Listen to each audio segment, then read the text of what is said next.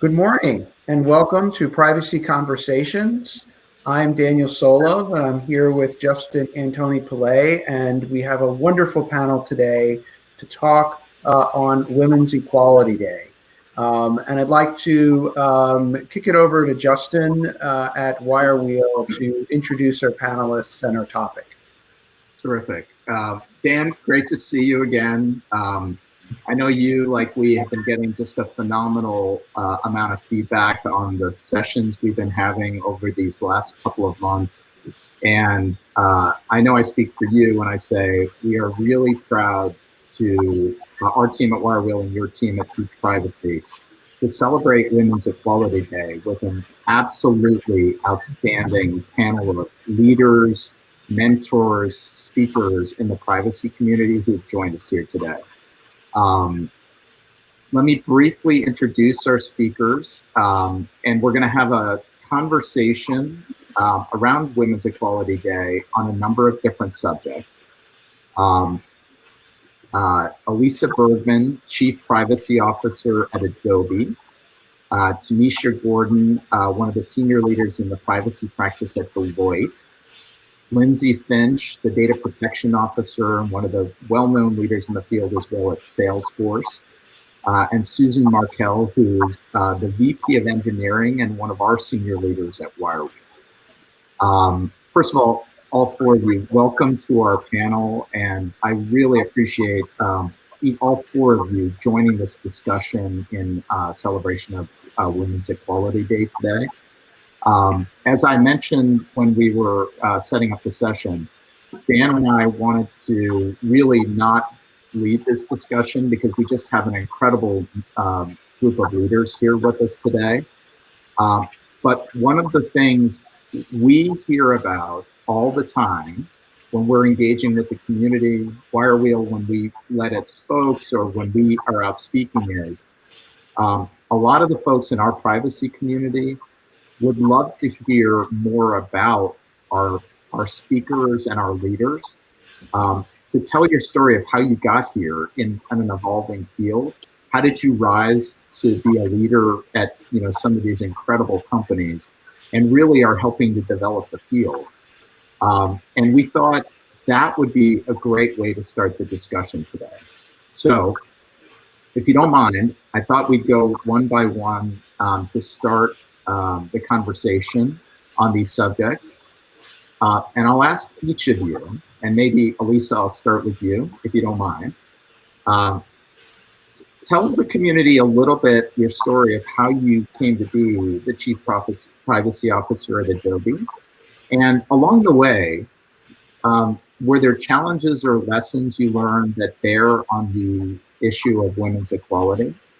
And were there mentors or sponsors or folks that helped you along the way that you wanted to recognize in some way? Yeah. So maybe, Alisa, do you mind if I start with you and we can kind of go through everybody to get the discussion started? Yeah, sure. So thank you so much for inviting me to participate, Justin. You're right, it's a very esteemed panel, and it's really an honor and a pleasure to talk to everyone on such an important day. I get asked to speak a lot about the future of privacy, and this is a different lens on the future of privacy, but it's actually one of the most important lenses on the future of privacy because it's the future of the people in privacy and leadership in privacy and the community of privacy. So nothing could be closer to my heart than that. So thank you again for this opportunity. A little bit about my story. I come from a long line of musicians, and all of my family is musicians. In fact, I was a music major in college. And true story, I think, although my parents will deny it if they ever see this. I think that I'm probably the only kid whose parents are disappointed that she went to law school and didn't pursue her career in music. So I'm the family disappointment that I went on to law school.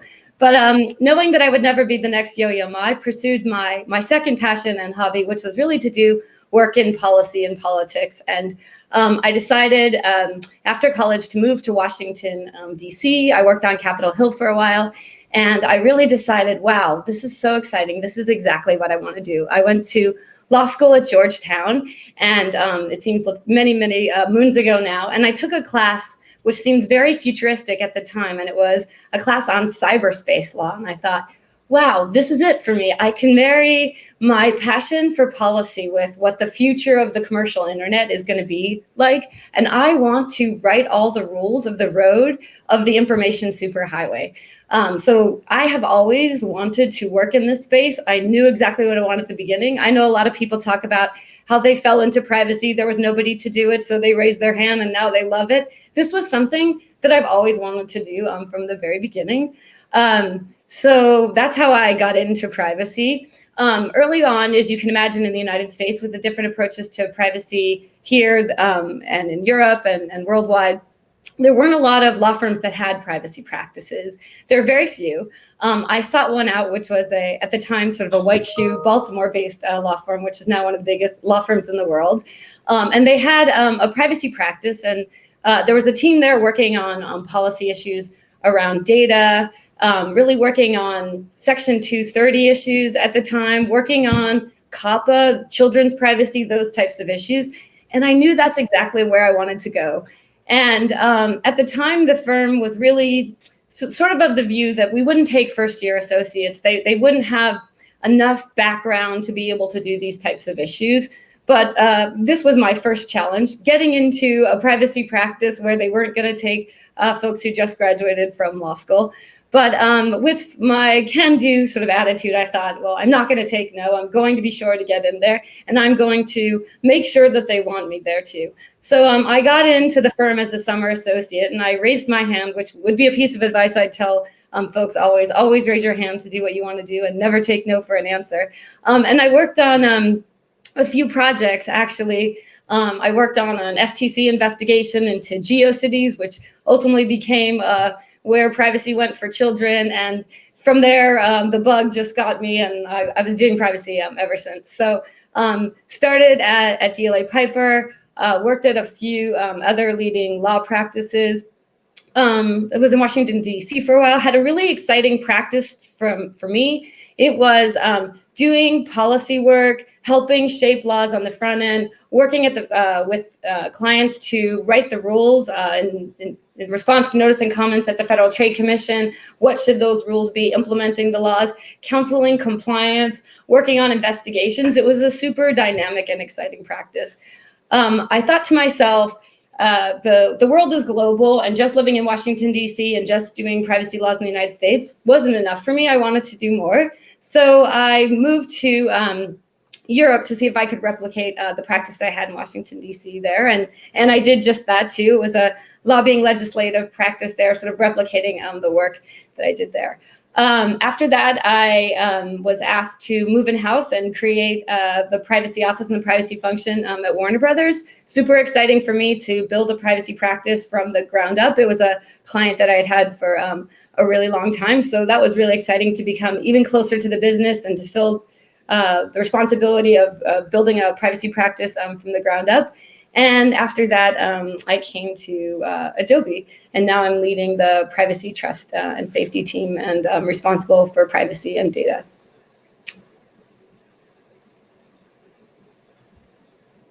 I mean, the role you have, Alisa, is a very high-profile role, right? Marketing sits at the center of so many of the discussions when it comes to privacy. Obviously, we have Salesforce here too, Lindsey. I mean, you're talking about two folks that are just at the center of it. How did you rise to that, to be a leader in that field? And, I don't know, were there times where, or lessons you learned or challenges you faced that you think the community could benefit from hearing about on the issue of women's equality? Or were there sponsors or mentors or folks that really helped you along the way that you thought you could talk about? Yeah, sure. I would say, I was actually looking back at it overnight. One of my main sponsors and mentors was a gentleman who passed away quite a while ago, but I realized the indelible impression that both he and the rest of my practice group had on me. And his name is Ron Plusser, for those of you who do know him from the Washington, D.C.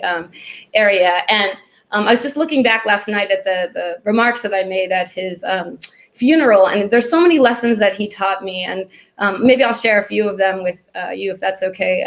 Some of them was exactly on this topic, which was that I was mentored, and it's so important to pass the torch and mentor and give back. And I think when I was younger, I didn't fully understood that. I felt it almost as an obligation, as opposed to feeling the joy that you get from mentorship and just really the excitement that you get, the passion that I had for privacy, to be able to ignite that into somebody else and to pay it forward and to open doors for other people.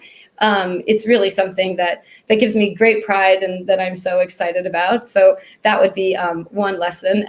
The other one that he's taught me, which is super important to me, and it becomes even more important in this pandemic, and I know we'll talk more about that, really is compassionate listening and compassionate understanding.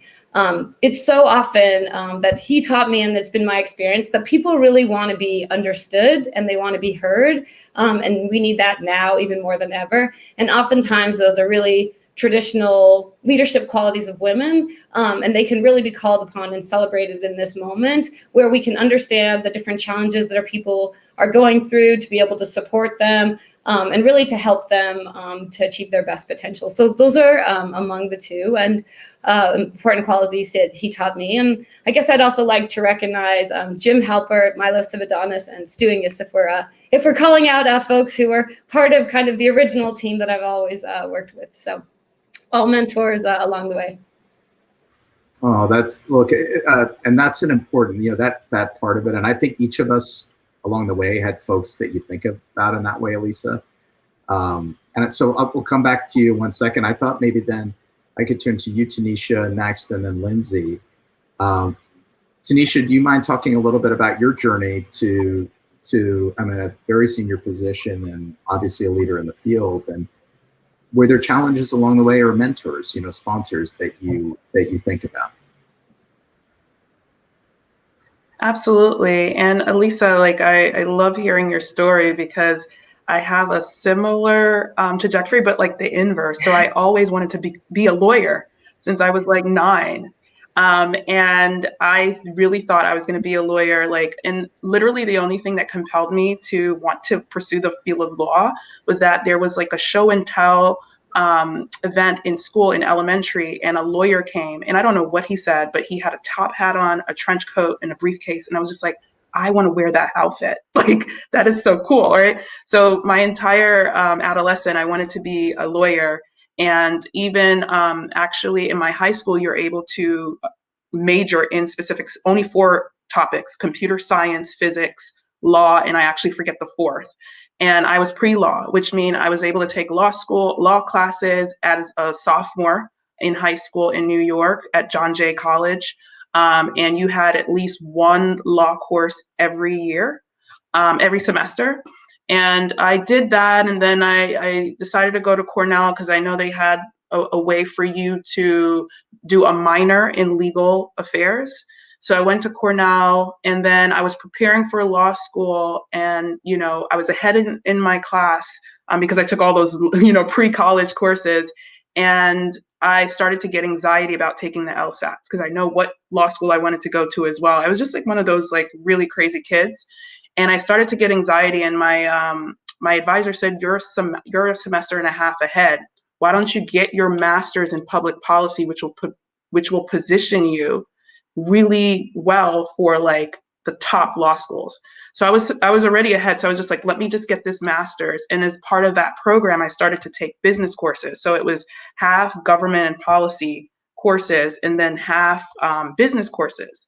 So then I start taking these business courses, private equity, consulting. I joined the consulting club. And then all of a sudden I fell in love with consulting. And it was such a big chasm. At that time, I already had internships at some of the top law firms in New York as a undergrad, right? My mentor from I was 14 till throughout college was also an attorney at Dewey Ballantyne.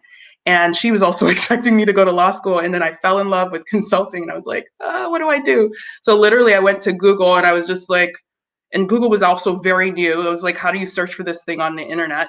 And I put in policy, government, consulting, and then Booz Allen popped up as the first thing. And I said, that's where I'm going. So literally I applied to Booz Allen, and I went to work there, and I joined the strategy and transformation team. And what we did was we did strategy and transformation for all types of government organizations. And there were several instances where I had the opportunity to design and build like privacy program, fraud detection programs, security programs, build out full end-to-end breach response programs. At that time, I was super heavy in strategy and transformation. So worked with a lot of like women-owned startups, minority-owned startups. I started my own nonprofit. So I got really comfortable with building things and strategy. And it was when it was during the financial crisis back in like 2009, I believe. And I was just like, wait, these are some of the biggest banks that had some of the best strategies. I have friends at these institutions. And I was just like, we know all of the story around the financial crisis, but for me, it hit me differently because I was thinking about it from a strategy perspective. And I said the one thing that they didn't do was like manage their risk. So I was like, what is this thing called risk?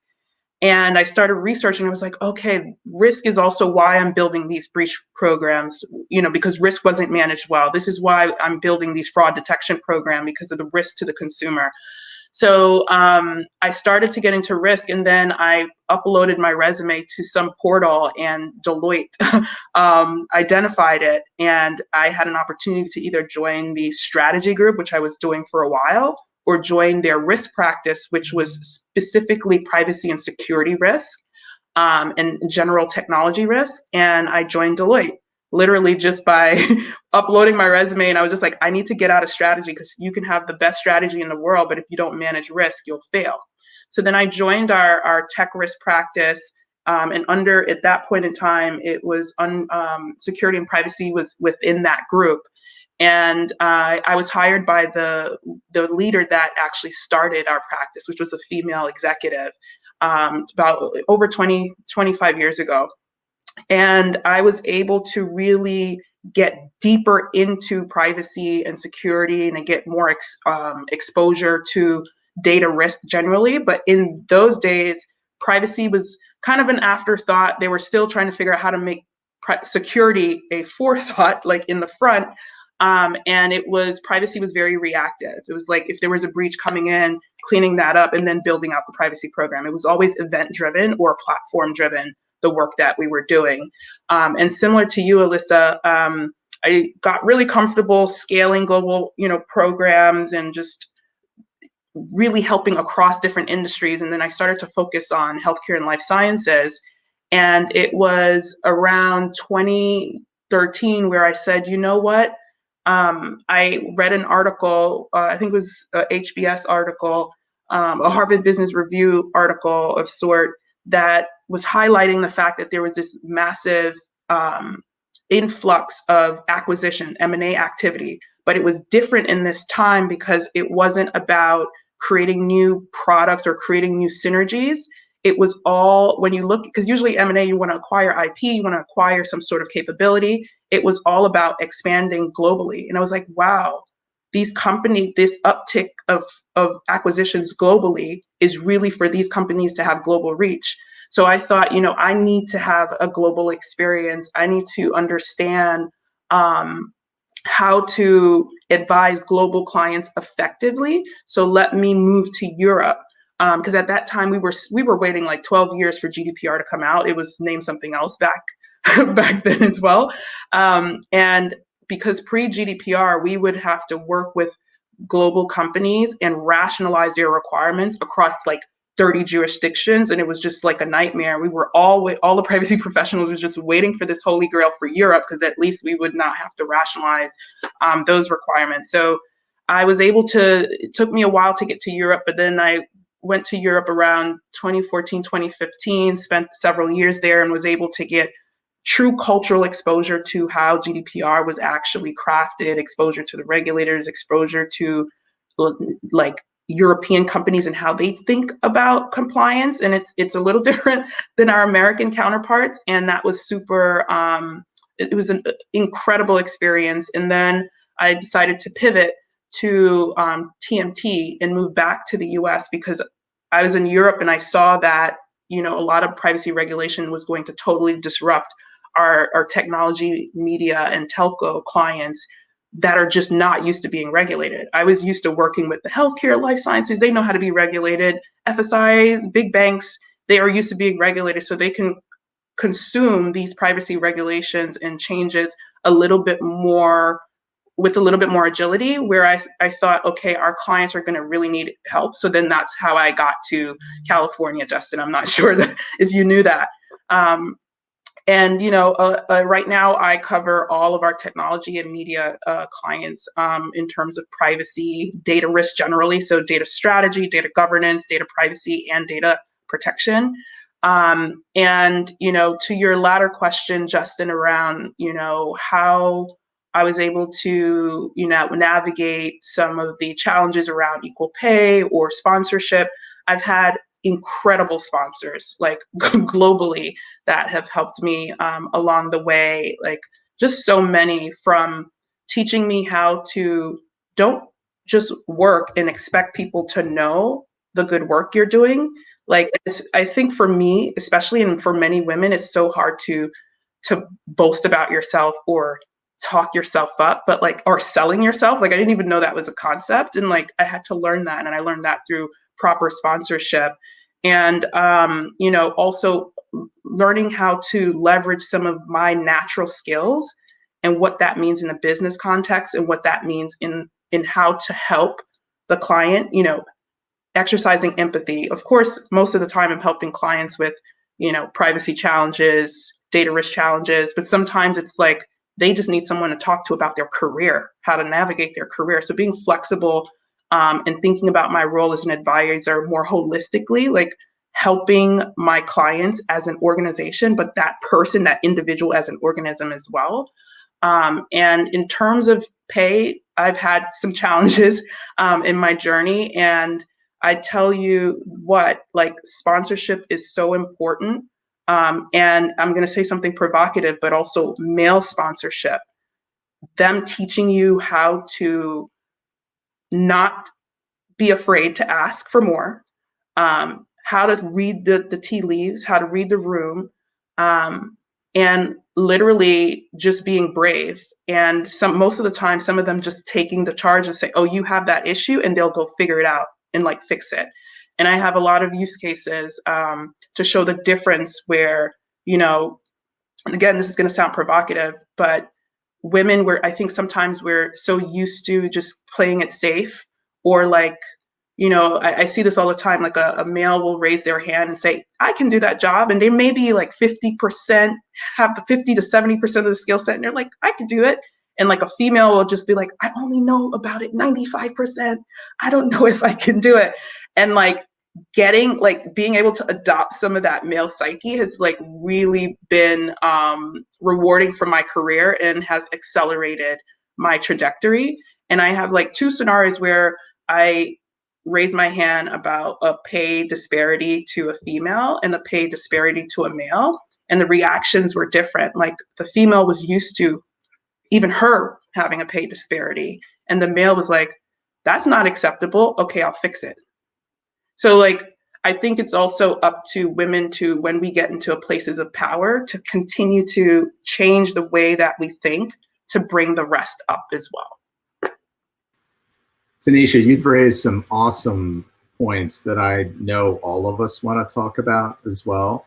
And the pay issue, I think, would be a really good subject for us to pick up in a moment. I think it is meaningful, and I think with each of you talking about your experiences, if we could, I think it would really help, as we go.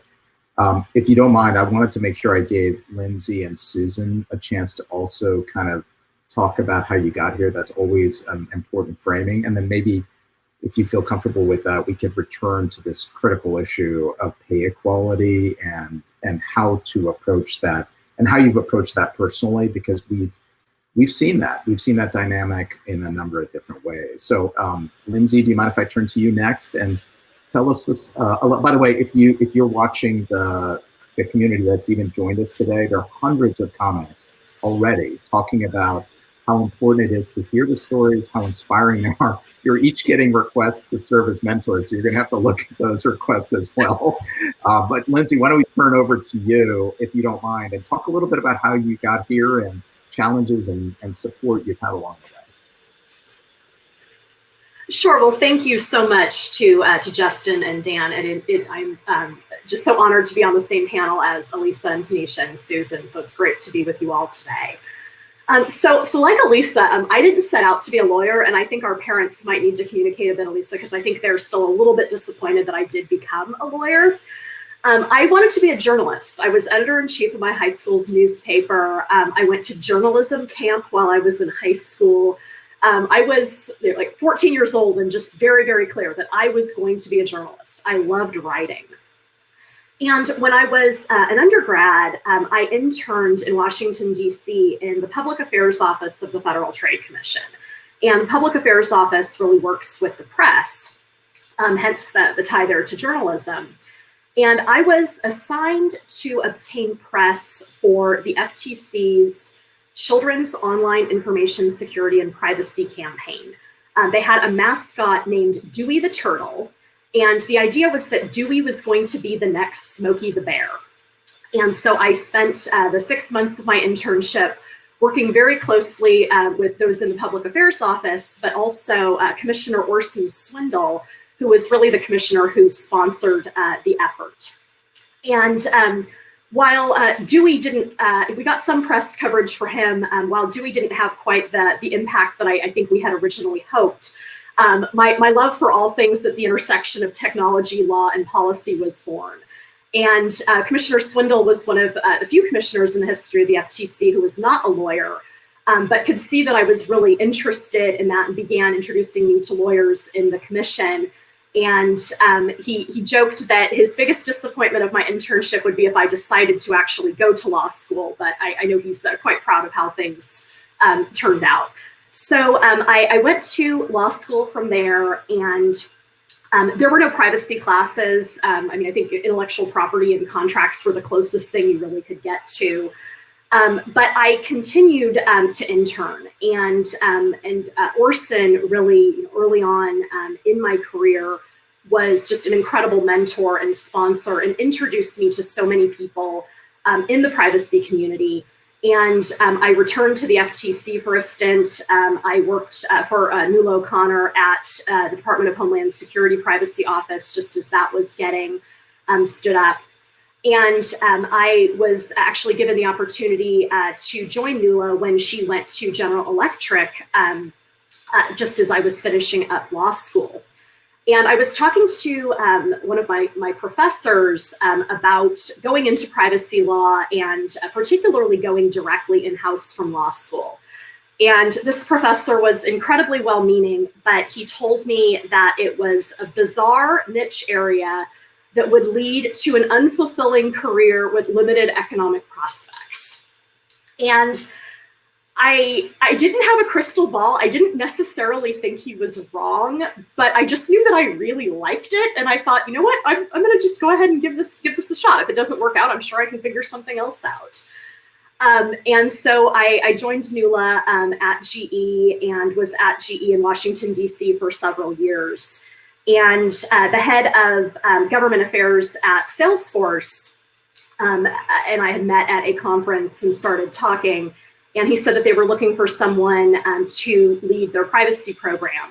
And at the time, Salesforce was a much smaller company, about 2,000 people around the world. And the term cloud computing did not yet exist. Everything was about software as a service. And as I started to learn more about the company, what I found both electrifying in both a wonderful but also a bit of a terrifying way was, wow, this entire company is built on the internet. If they don't get these issues right, I mean, this really goes to the heart of the business. And so took a leap of faith, moved from Washington, D.C. to San Francisco to join Salesforce. And I've now been there for about 12 and a half years. And the company has grown a lot in that period. And obviously the regulatory landscape has shifted, technological innovations. And so I'm happy to say that my law professor was wrong, but I don't necessarily think I knew that he was wrong. I was just so fascinated with this intersection of technology, law, and policy. And I've mentioned some of the important people along my career path already, really starting with Orson, who was FTC commissioner at the time, Nuala O'Connor, Dan Caprio, Harriet Pearson, who's at Hogan Lovells, Lisa Soto at Hunton, Maureen Cooney, who is now at Sprint. And I think, what, especially not coming from a family of lawyers or people who are in this space at all, having people who really help me to see possibilities and think bigger in this area and to really believe in me. I mean, I come from a very supportive family, but this is just not their space. And so while they were incredibly supportive, they didn't necessarily have the ability to help me see what was possible. And as so at Salesforce now, I lead the privacy team, and I also lead our product legal team, which looks after our compliance with all of our legal obligations and providing our services to customers. And so obviously privacy is a big part of that, but also a lot of other areas that aren't related to privacy. And when my current boss, Amy Weaver, Salesforce's general counsel, first asked me about leading the product legal team about 6 years ago, I told her, I said, Amy, I don't have experience in all of these areas. I'm a born and bred privacy lawyer. I don't know the first thing about open source licensing. I've just dabbled a bit in technology transactions. And she's like, that doesn't matter. This is a team of subject matter experts. You're going to learn it. You're going to knock it out of the park.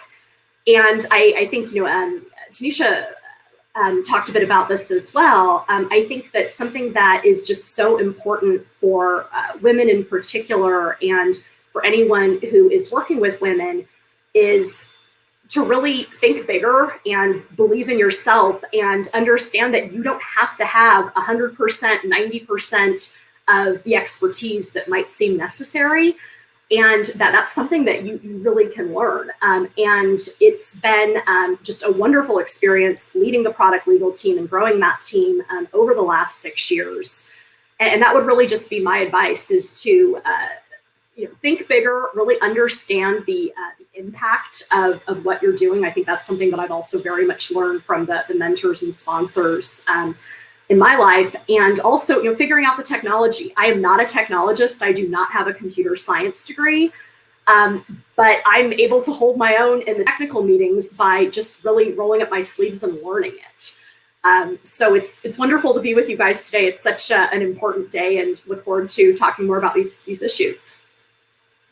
Lindsey, that was great. By the way, Dewey the Turtle, I mean, how's that not received more recognition somewhere else? And Dan, I mean, somebody's got to have a conversation with that law professor. This privacy field's clearly going nowhere, right, Dan? Yeah, well, I remember early on, I definitely thought that, people thought it was just a niche area and not much would happen, and everyone would ask, what is privacy law? There were very few firms doing it, very few people in it, very few job prospects in it, and a lot of people just didn't know. I think a lot of people don't even know now just how big the field is, even though I think in a lot of law schools, it's still, the majority of law schools still don't have a course, which is shocking just given how big this field is and how many opportunities there are. And I think for a lot of folks, their picture of what practice is like was when they were at a law firm or in practice at the beginning of their career. But for a lot of professors, that could be 20, 30 years ago. And by the way, I do remember Dewey the Turtle. I actually took the graphic and had a slide in my class with Dewey on it. And it just said, suddenly just vanished. My internship ended, Dan. Away, but, Yeah, I'm not sure any of those agencies have the marketing budgets to put behind Dewey the Turtle, although, it's always something to come. That was terrific, Lindsey. And again, I'm going to come back to some of these items because they're really important. I want to make sure I give Susan a chance to talk as well. Now, Susan is also obviously a leader in the privacy field, and Susan leads our engineering team. And one of the things we're quite proud about at WireWheel our leadership on product and R&D, both senior women on our team, and that's awesome. So, and from the engineering side, this is a part of the community that we hear about all the time, how difficult it is to have leaders that are women. So, but Susan, I thought maybe you could just start by telling your story. How did you rise to the position, and support or challenges? Yeah. Yeah, so my trajectory was very different coming from the tech side. I probably never would have taken a computer science course if it weren't for my dad, who was my first advocate, I guess. And I was a math major in college, and he said, you know, I want you to take one computer science course. It's my only request, and I took it, and of course loved it, and decided that's the way I wanted to go. I guess the next big advocate for me was my computer science professor. I went to a liberal arts school, so it was small. Computer science wasn't even a major at the time. And he actually recommended me for my very first position, which kind of set me off. So I started worked in Boston for about 4 years at an interactive web agency when there were no websites. Like, companies just didn't have websites yet. It was early on. And I spent about 4 years there. Liked it. It was fine, but was starting to kind of get an itch for something bigger. It was a small company that wasn't really growing. I had someone I knew worked at Symantec in cybersecurity, and when you talk about taking leaps and not having any idea anything about cybersecurity or having worked at a product company before, it was a leap. And what I found, I stayed at Symantec for about 9 years, and if you don't know anything about cybersecurity, it is very, very much male dominated, and on the engineering and development side, even more so. So I worked with colleagues there that I work with today at WireWheel, like the folks I still work together with. And what I learned through that experience was it's important to have bosses that care and advocates and leadership that care, but peers matter so much for that peer support. And the men that can look and say, that's not right, Susan, you were mistreated, or hey, let me help you out here to support you here. And I think that throughout my time at Symantec, and then later when I worked at Mandiant with a lot of previous colleagues from Symantec, it became just really clear to me how much that network and that support next to me helped build that confidence to say, you know what, I can do this next thing. I can take that. I know nothing about kernel development, but I can run the kernel development team. Why not? Like, I can do it. I'm a leader. I have these soft skills that team is missing. And as I kind of went through, so I went from Symantec, where we did managed security services. No one talked about privacy. This was at a time when folks cared a lot about antivirus and firewalls, and we did a lot of like monitoring things there. To Mandiant, who kind of rethought through how things were going. That was mostly incident response work, and that was very, very much male dominated. I think on the when I started in engineering, there were like 3 other women on the entire engineering team. So it was very, and one of the other ones being a leader.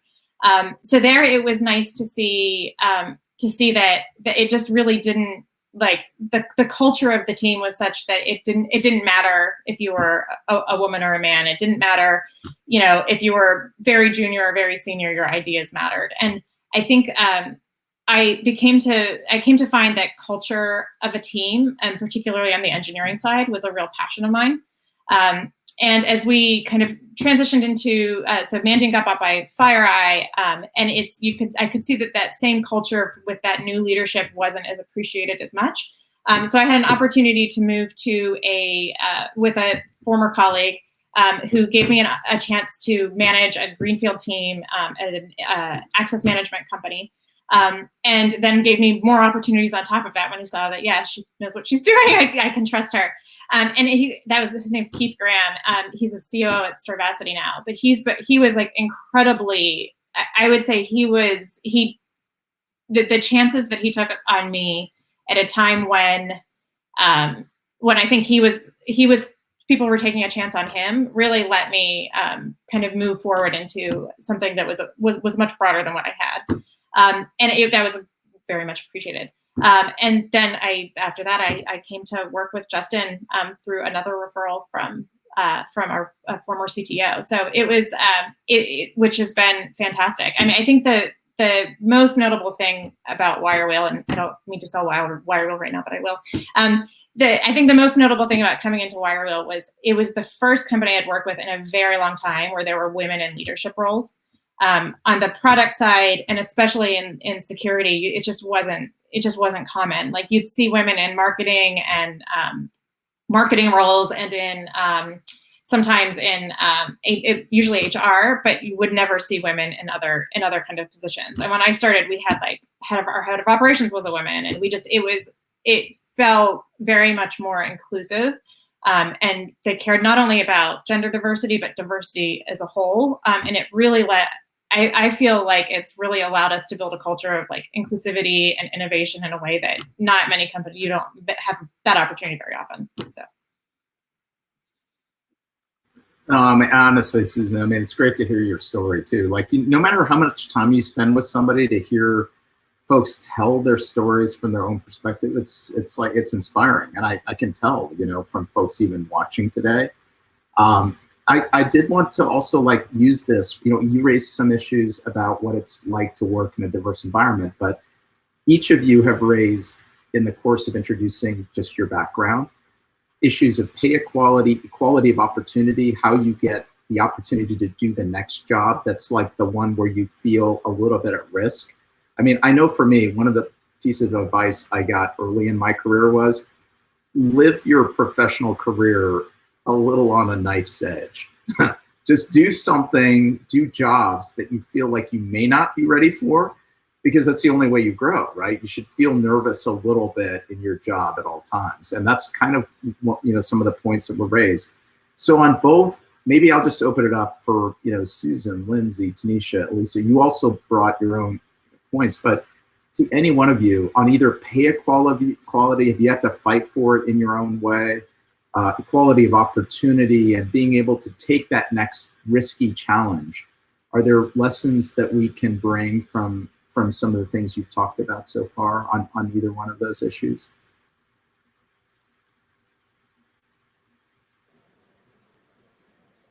I'll jump in if that's okay, Justin. I guess I would say equal access is not equitable access.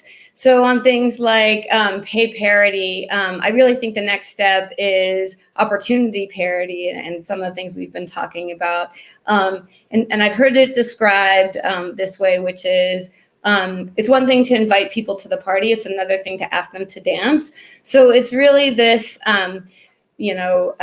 really the next opportunity, giving folks the tools that they need to start at the starting line and really thinking about equitable opportunity for all. So thinking about that when it comes to pay, knowing your value, what you're actually worth. I know a lot of times, even when I was younger too, and I know Tanneasha, you mentioned this as well too, I just wanted to do good work and I really wasn't concerned, if you will, about what I'd be paid, but really understanding and knowing your value to feel value, to be sort of paid in that way. And I think you can do a lot of benchmarking. There's lots of surveys out there. I think now, I know I serve in that role for a lot of people, and it sounds like we might be serving it for more people based on what you said was in the chat conversation, Justin. But there are people out there who'll be willing to talk to you about that, so you can get that data to understand what you should be paid. But one of the things I would say on top of all of that, which became very important for me too, is being paid in money is not the only way to think about the value and sort of what you're getting out of things. It's really important, and I've done this exercise, and I continue to do it all the time too, and thinking about what's really important to you in the job that you had. I know Lindsey talked about this, and Susan talked about this as well too, but being at a place where what you do matters, having a boss who gets you, being really mission critical to at Salesforce and Adobe, what your company is doing, that actually pays you a lot in dividends. And so all of that, thinking about that in terms of pay parity, all of the things that are really important to you, thinking about that as part of the package. And just to jump in on equal pay, I think it was last spring that the IAPP released a salary survey that showed, particularly in the United, while salaries overall were increasing for privacy professionals, at least in the United States, women were not making as much as men. And I think something that I have seen both myself and also as I have hired is that women do tend to not negotiate salaries when they're offered jobs. And that can set us back pretty far financially over time when raises are based on a percentage of what your salary was before. And I think that it's something that I think women really need to be aware of when they are being offered a job, is whether to negotiate. And on the topic of equal pay more broadly, back in 2015, Salesforce began an equal pay initiative. We did an audit looking at all of the salaries across the company for like jobs, and really making sure that not only for gender, but also as a matter of race, that there were not discrepancies. And we've paid out now over the last 5 years, $12.1 million to ensure equal pay, because a lot of this isn't necessarily, I think, I hope at least that it's not intentional, but a lot of this, I think, does come back to women not negotiating their starting salary. And so I think that's something that just women need to be very aware of. Yeah, as I've done interviewing, I found that sometimes women are like, it becomes a confidence question. And if you're not projecting confidence because it's not the natural way that you interact, you might be more reluctant to have those negotiations. You might have more of that. So I've always tried to tell my teams, like, we need to look at competency, not confidence, because what we care about is the competency. And I think, like, as you're talking about equal pay, I wonder how much that plays into kind of those initial conversations. Is that just general reluctance of not having the confidence to do so? I think that's super spot on, Susan, because I think the confidence versus competence, like how you show up, at the end of the day, humans are actually doing the interviews and part of the gatekeepers of, letting people into an organization. And there are a lot of, implicit biases in the recruiting and hiring process. And Deloitte, we also did a study on that. And I think that plays into it, plus what Lindsey was saying in terms of the reluctancy of women to actually negotiate. So, I think if there wasn't some implicit bias in there, the pay gap will be equal across all women of different colors. So, for example, for Black women, we only make 60 to 65% on the dollar of every dollar that a white male make, where a white woman would make 80 cents. A Latina will make 58 cents on a dollar, right? So I think it's a combination of confidence, competence, how to show up, and then the perception of that, and then any other biases that may be in that system, and being aware of that. So there's all these different forces, and I think if we lay them out plain, it's easier for us to kind of address those, and then figuring out how do we advocate for each other and be more confident. Or change what you're saying, Susan, change the dynamics of the recruiting process to just actually pay attention to skill and competency. So, Lindsey, I have a question for you. How did Salesforce, if you're able to share, how did Salesforce go about that initiative? Like, that seems, I can imagine the finance folks being like, what? You want to do what? Thank you for asking, and it's a really great story. So, two former colleagues and just real inspirations to me at Salesforce, women, Layla Seika and Cindy Robbins, were kind of just getting the sense in the company that there was no intent behind it, but it seemed that from their observations that men might be in some cases being paid more. And they went directly to our CEO and said, we need to do this. And the CEO talks about this actually in one of his books, about how he was reluctant at first, saying equality is one of our core values as a company. Of course we don't have a problem. It's like, okay, well then we don't have a problem, and this shouldn't reveal anything that we need to do. But it did show that there were some gaps, and the company's committed to doing this on an annual basis, because I think that when we're talking about gender equality, racial equality, this is not something that happens at one moment in time. This is something that really does need to be ongoing, and that we need to be really intentional about. And so the company is committed to doing this every year, and we actually talk about it a fair amount on a public-facing website that we have. If you just Google Salesforce pay equality. That's impressive. Really impressive. Yeah, and it's interesting. One of the things Susan and I talk about fairly often is you have to just ask the questions and know the information on these things. For example, just merely asking when you're doing a sales, like a salary adjustment for one person who's asked. So let's assume somebody's asked.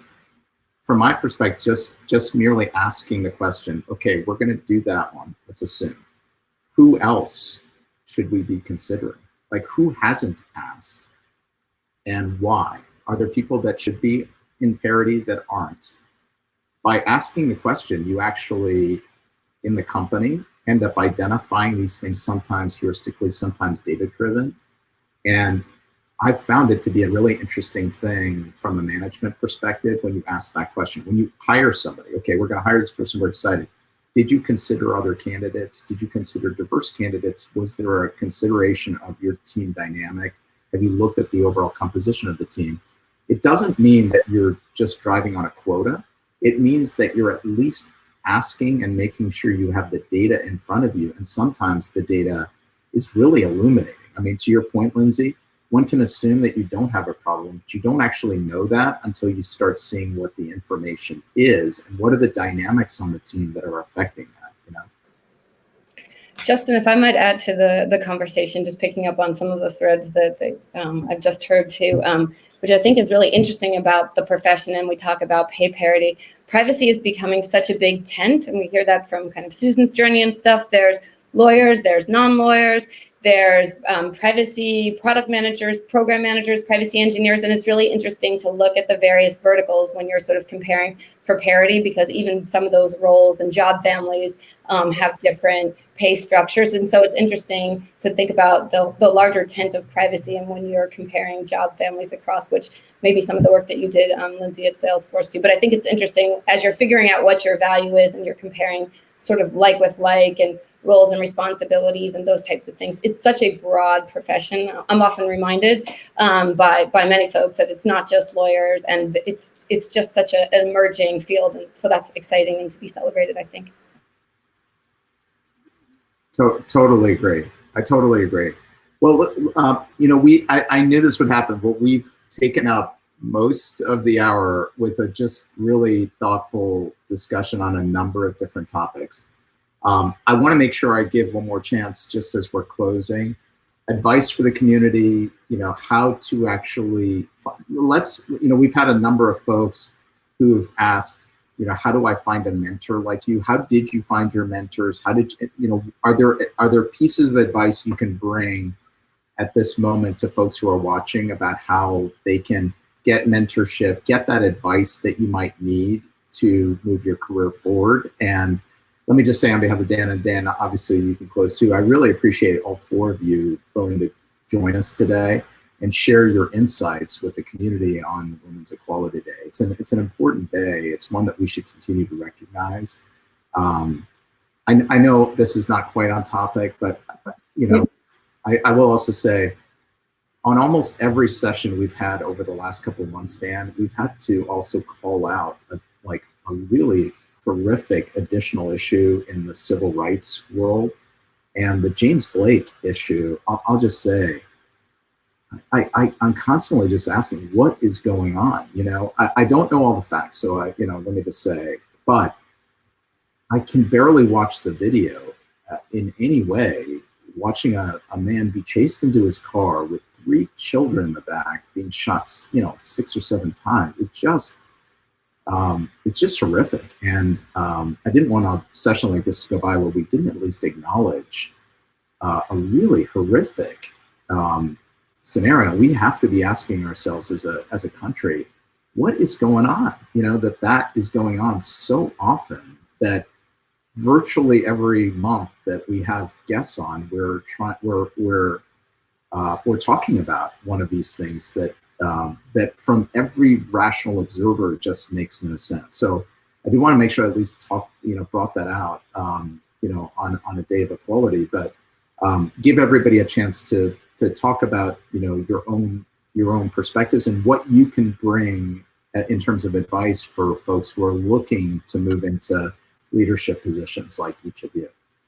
And Susan, maybe we could go in the reverse order this time. If you want to start, any advice for the community as we're wrapping up today? Sure. I guess I would just say, if you can be an advocate, be an advocate. And if you see someone that needs help, help them. I think that just anyone's career journey, it's not just you, it's the network around you. And it's something that people can help very early on in their careers to much later. It's just, if you can find a way to help somebody, pay it forward, and they'll pay it forward too. And pretty soon we'll all be in a better place. So. Lindsey, do you? Very similar to Susan, it's on building relationships. I mean, privacy really at the end of the day is about people. That's why we're in this space, is that we're talking about protecting rights of people and really focusing on the relationships. And if you're more junior in your career, don't hesitate to reach out to someone who's more senior that you admire or you want to build a relationship. And if you're more senior, really to Susan's point, to pay it forward. While it's become a much larger profession, it's still a very small world, and investing in those relationships is just going to pay back in spades. Oh, that's great advice. Tanneasha? Yep.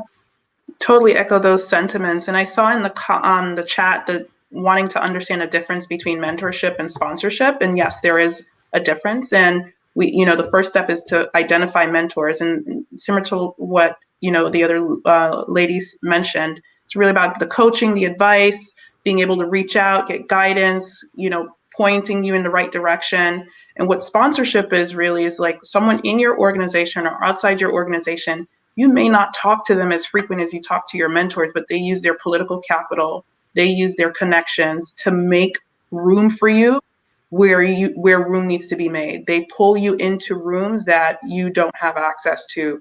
They find opportunities they think that will accelerate your career. And that tends to happen, organically, or sometimes there are programs that do that, like Deloitte has programs, but organically, the way that you find a sponsor is just really being on top of your stuff, building the relationships, like Lindsey said, really owning in on your competence, because those sponsors are usually looking for people like, what can I do to help that person? I see that they're a star. They just need to be pulled up.